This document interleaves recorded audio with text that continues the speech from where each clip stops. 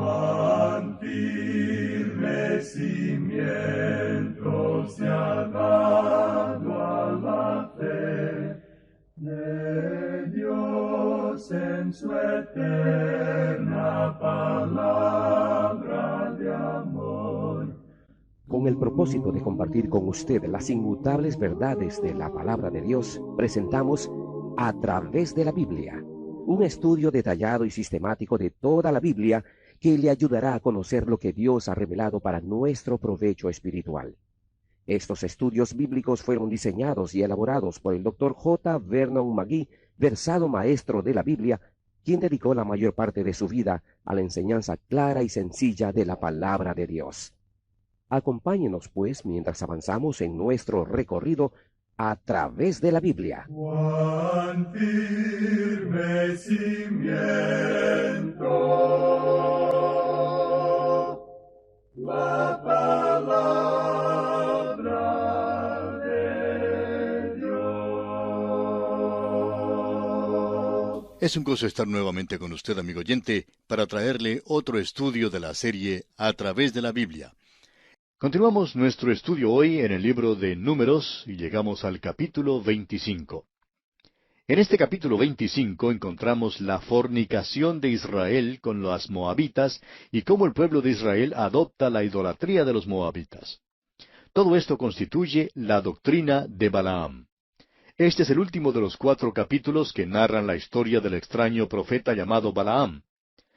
En este capítulo 25 veremos la cosa más sutil y satánica en cuanto a lo que hizo este hombre Balaam. Hemos descubierto ya el camino de Balaam, es decir, el camino de la codicia. Buscaba el todopoderoso Señor dinero, y estaba dispuesto a sacrificar todos sus principios morales y espirituales para obtenerlo. Vimos también en la epístola de San Judas Apóstol acerca del error de Balaam. Y dijimos que su error consistió en no reconocer el hecho de que Dios podía declarar justos a los pecadores que confían en Él. Hay multitudes que se sientan en los bancos de las iglesias hoy en día, amigo oyente, y se paran en los púlpitos que tampoco reconocen el hecho de que Dios justifica a los pecadores. Dios declara justos a los pecadores si tienen una fe sencilla en Jesucristo. Apocalipsis 2:14 nos informa acerca de la cosa detestable que hizo Balaam. Dice allí: «Pero tengo unas pocas cosas contra ti, que tienes ahí a los que retienen la doctrina de Balaam, que enseñaba a Balac a poner tropiezo ante los hijos de Israel, a comer de cosas sacrificadas a los ídolos y a cometer fornicación». Ahora, cuando Balaam vio que no le era posible maldecir a Israel, decidió entonces enseñarle a Balac una manera cómo podría lograr la maldición de este pueblo. ¿Sabe usted lo que fue? Pues infiltrarse entre los israelitas en su propio campamento. Balac no pudo pelear contra este pueblo y por tanto Balaam le aconsejó a unirse con ellos y a corromperlos desde adentro. Vamos a leer ahora esta sección. Leamos los versículos 1 hasta el 3 de este capítulo 25 de Números. Moraba Israel en Sittim, y el pueblo empezó a fornicar con las hijas de Moab, las cuales invitaban al pueblo a los sacrificios de sus dioses, y el pueblo comió y se inclinó a sus dioses. Así acudió el pueblo a Baal Peor, y el furor de Jehová se encendió contra Israel. ¿Ya vio usted lo que pasó? Como Balaam se dio cuenta que no le era posible maldecir a Israel, optó entonces por aconsejar al rey moabita a que entrara al campamento de los israelitas, que su pueblo se infiltrara con los israelitas, que se casara con ellos, y les hiciera adoptar la idolatría para desviarlos de su Dios. Estamos seguros que les dijeron a los israelitas que no debían ser tan estrechos o fanáticos, como dicen otros, en sus creencias religiosas. Insistieron en que ellos eran muy tolerantes. Convidaron a los israelitas a venir y a adorar con ellos. Pero lo interesante es que ellos nunca acompañaron a los israelitas en la adoración de ellos. Siempre es interesante notar el hecho de que aquellos que ostentan una teología liberal, que rehúsan aceptar las doctrinas básicas de la Biblia, son los que siempre quieren que el verdadero creyente venga a su bando y se ponga de acuerdo con ellos. Sin embargo, se jactan de su tolerancia, calificando al verdadero creyente como muy estrecho en su punto de vista o fanático. Es que la tendencia natural del corazón humano, amigo oyente, es siempre ir hacia abajo y lejos de Dios. Es por eso mismo que la mafia y el crimen organizado prosperan hoy en día. Sí, amigo oyente, y es también por esto que prosperan tanto los fraudes en el campo de la religión. Hay instituciones de educación hoy en día que no son nada más que fraudes religiosos. Sin embargo, alguien dirá, pero mire usted cómo prosperan y cómo la gente las apoya y las sostiene. Pero claro, amigo oyente, estas cosas interesan al hombre natural y es también por eso mismo que hay quienes creen que nosotros somos necios porque enseñamos la Biblia. Alguien sugirió una vez al doctor Magui, autor y director de estos estudios bíblicos, que usara otras cosas en el programa y le envió bosquejos y sugerencias para programas variados en los cuales presentara otra cosa en vez de la palabra de Dios. Es que, amigo oyente, siempre hay esa tendencia de presentar algo diferente a la palabra de Dios, porque tales cosas, y vamos a ser francos con usted, amigo oyente, tales cosas prosperan.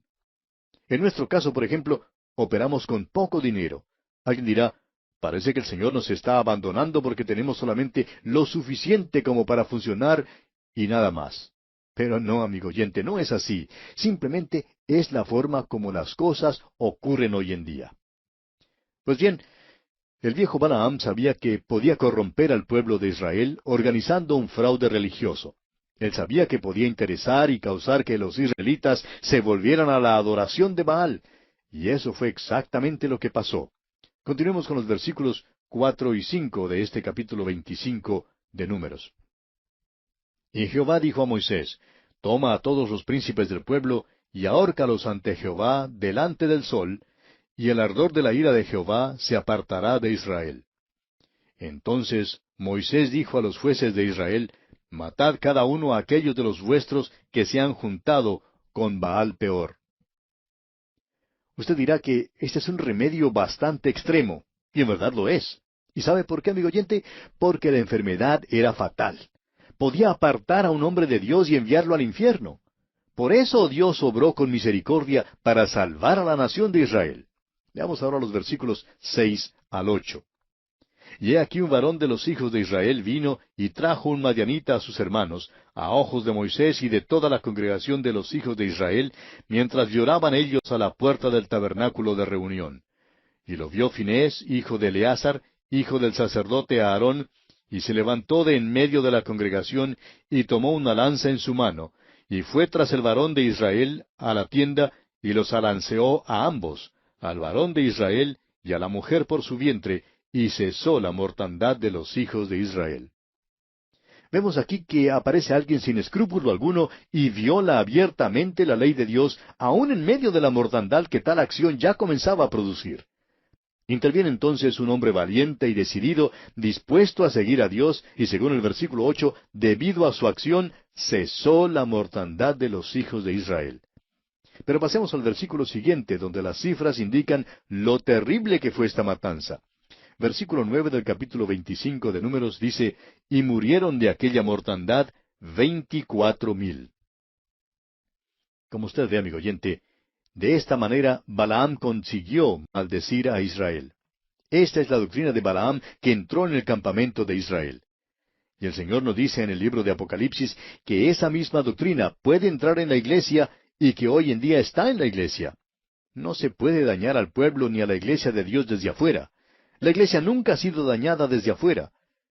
En la iglesia de Pérgamo, por ejemplo, según dice Apocalipsis 2:14, el mundo entró como una inundación y el diablo se asoció con la iglesia.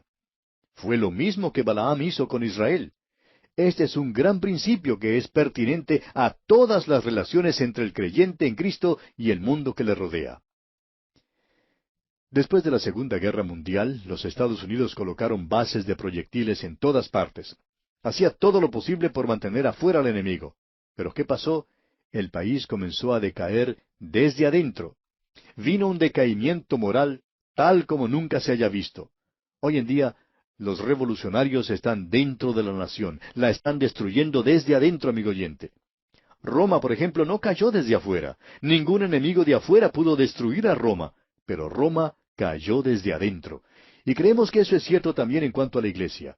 No puede ser dañada desde afuera, sino desde adentro.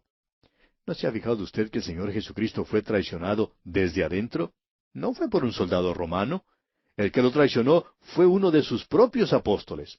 Fue su propia nación que le entregó a Roma para ser crucificado.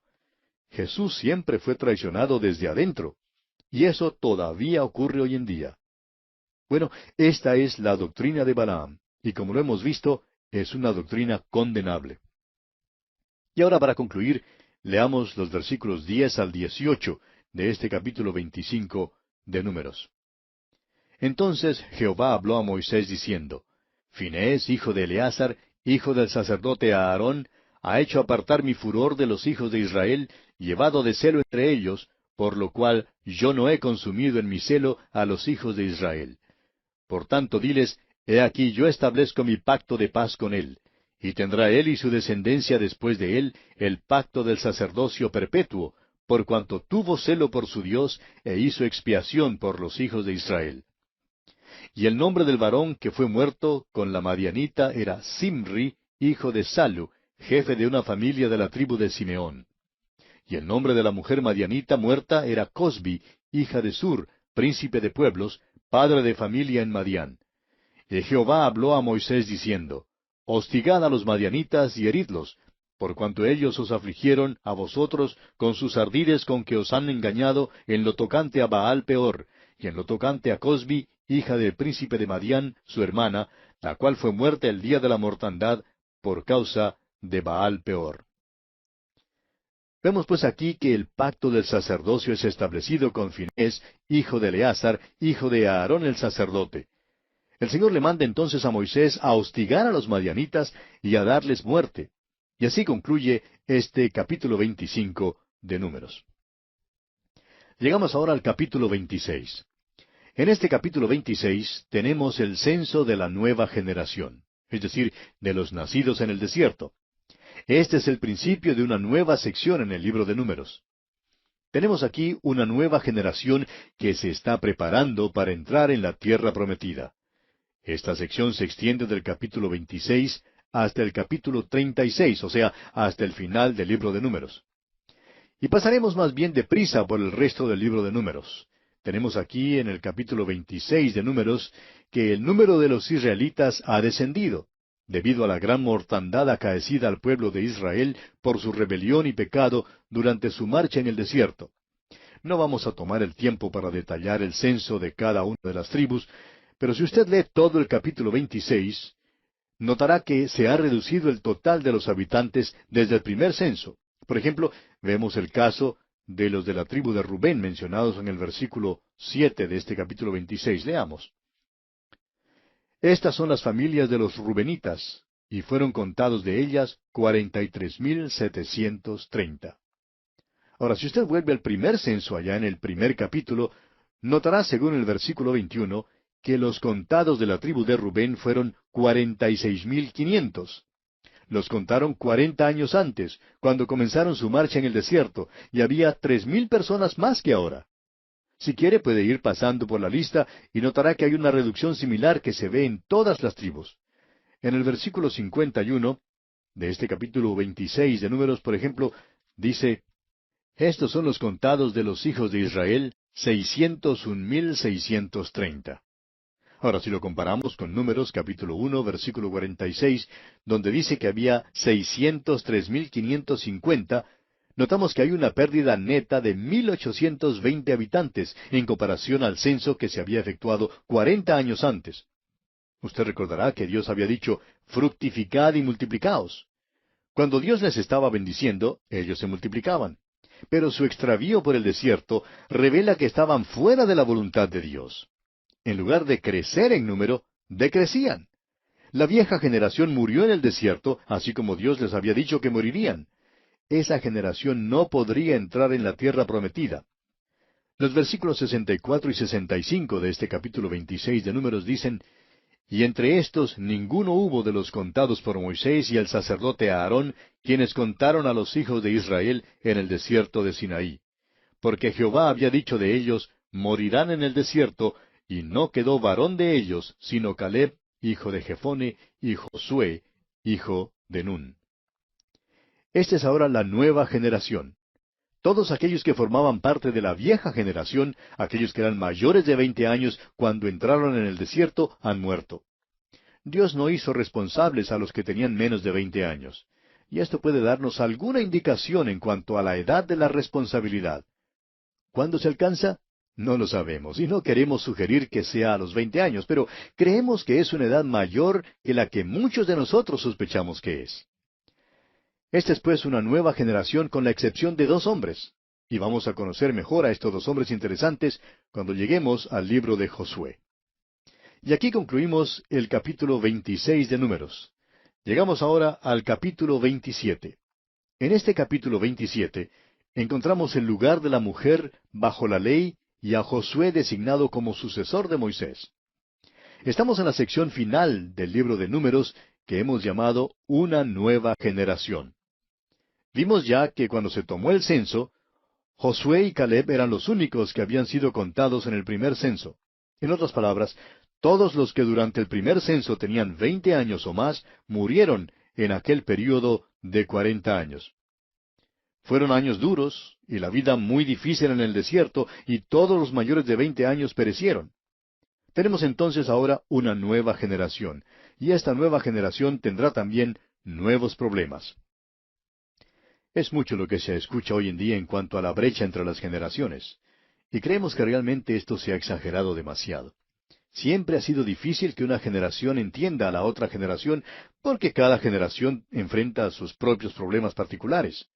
Es muy interesante lo que alguien ha expresado en cuanto a esto de la brecha entre las generaciones de la manera siguiente. Cuando uno es joven, critica a la vieja generación, y al llegar a viejo, critica a la nueva generación. Y parece que así es la naturaleza humana, amigo oyente.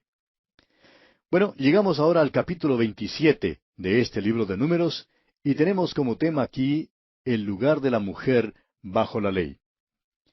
Este es un capítulo extraordinario porque presenta un nuevo problema. En realidad Moisés no sabía qué hacer. Tuvo que acudir directamente al Señor porque, según las leyes de las otras naciones, las mujeres simplemente no valían nada. El hecho es que las trataban como propiedades o enseres. Veamos entonces el versículo 1 que describe junto con los versículos 2 al 5 el problema. Vinieron las hijas de Zelofead, hijo de Efer, hijo de Galaad, hijo de Maquir, hijo de Manasés, de las familias de Manasés, hijo de José, los nombres de las cuales eran Maala, Noa, Ogla, Milca y Tirsa. Y aquí solo quisiéramos decir que si es que le han nacido muchas hijas a usted, amigo oyente, y se le han agotado los nombres para ponerles, pues aquí tiene usted una lista de nombres que bien puede utilizar. Vea usted, Maala, Noa, Ogla, Milca y Tirsa. Estas eran las hijas de Zelofead, aquí en este capítulo 27 de Números. Continuemos pues ahora con los versículos 2 al 5. Y se presentaron delante de Moisés y delante del sacerdote Eleazar, y delante de los príncipes, y de toda la congregación, a la puerta del tabernáculo de reunión, y dijeron, Nuestro padre murió en el desierto, y él no estuvo en la compañía de los que se juntaron contra Jehová en el grupo de Coré, sino que en su propio pecado murió, y no tuvo hijos. ¿Por qué será quitado el nombre de nuestro padre de entre su familia, por no haber tenido hijo? Danos heredad entre los hermanos de nuestro padre. Y Moisés llevó su causa delante de Jehová. Es fácil ver el problema. Este hombre, Zelofead, murió en el desierto. Tenía 5 hijas, pero no tuvo ningún hijo varón. Según la ley de aquel entonces y según la ley mosaica, parecía que sólo eran los hijos varones quienes podían heredar una propiedad. Al parecer, las mujeres simplemente se excluían. Por otra parte, era cierto que las leyes de las otras naciones sí las excluían. Consideraban que las mujeres no valían nada. ¿Qué pueden hacer entonces? Bueno, estas hijas de Zelofead parece que eran bastante emprendedoras. Pero dejaremos el caso para considerarlo en nuestro próximo programa, Dios mediante, porque nuestro tiempo se ha agotado.